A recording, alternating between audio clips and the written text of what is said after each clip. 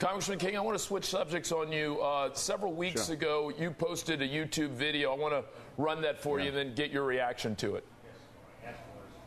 So what we hear about is Michael Jackson, and let's knock out the psychobabble. This guy was a pervert, he was a child molester, he was a pedophile, and to be giving this much coverage to him day in and day out, what does it say about us as our country? I just think we're too politically correct. No one wants to stand up and say, we don't need Michael Jackson.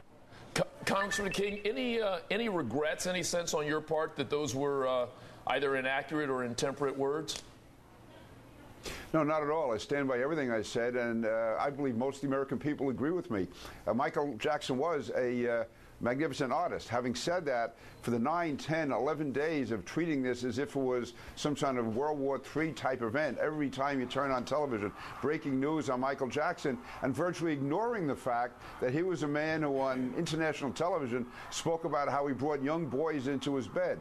Here's a person who led a very distorted lifestyle, and to me, our values have gone totally out of whack, and I thought it was important to say it. Nobody else was saying it. I said it, and I stand by it. And what really surprised me was some people tried to make it a racial issue, which was the furthest thing from my mind was considering this a racial issue. I would have said I wouldn't care what color Michael Jackson was, or this was clearly to me a person who had a very distorted, perverted lifestyle, and yet he was being glorified beyond. To me, it made no sense. Congressman King, I want to bring in our guest co-host today, Touré, Rolling Stone contributing editor.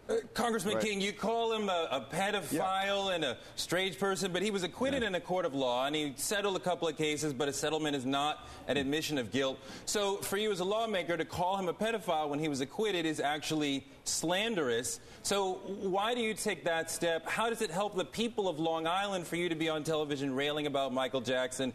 And how does it help your senatorial campaign when most New York City people, at least, are huge fans of Michael Jackson's? No, first of all, I think the great majority of people would agree with me, but if they don't, they don't. I think they do. Certainly the experience I've had is that people agree with me. No, when you have, if you're an entertainer and you're on television, you talk about how you bring young boys into your bed to sleep with you, to me, that is pedophilia. Now, we can have different definitions of it, but I think the average American, the average person, if they hear that an adult male is enticing young boys to spend the night with him in bed, that to me is close enough to pedophilia that I think he should be criticized for it and not exalted, and that's why I said what I did. But he was acquitted, so it is slanderous for you to keep saying that over and over.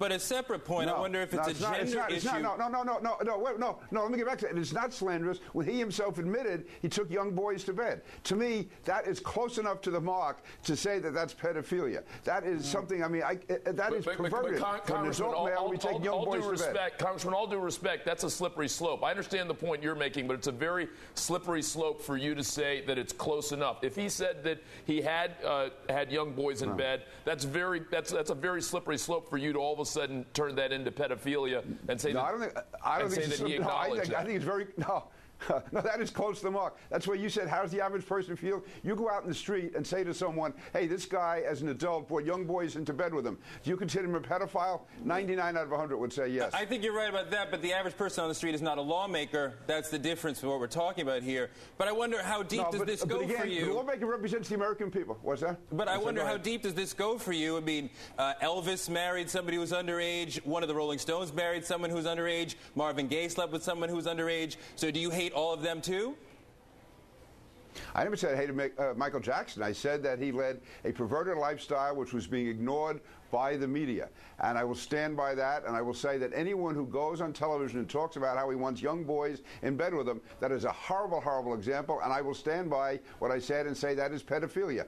Whether or not a court could prove that particular case, it's still a pedophile. That is, I mean, I'm going to ask you, would you let your child be in the same room alone with Michael Jackson overnight? I don't think so. So you're saying the justice system failed in that case?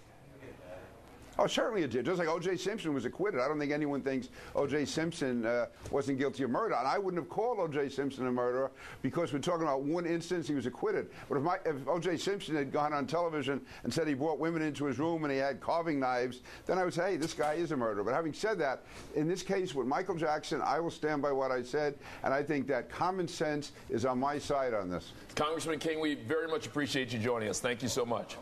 Carlos, thank you. It's great. Thank you very much. Thank you.